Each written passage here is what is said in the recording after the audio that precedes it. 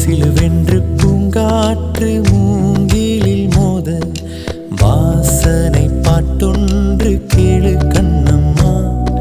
அலை அலையாக ஆனந்த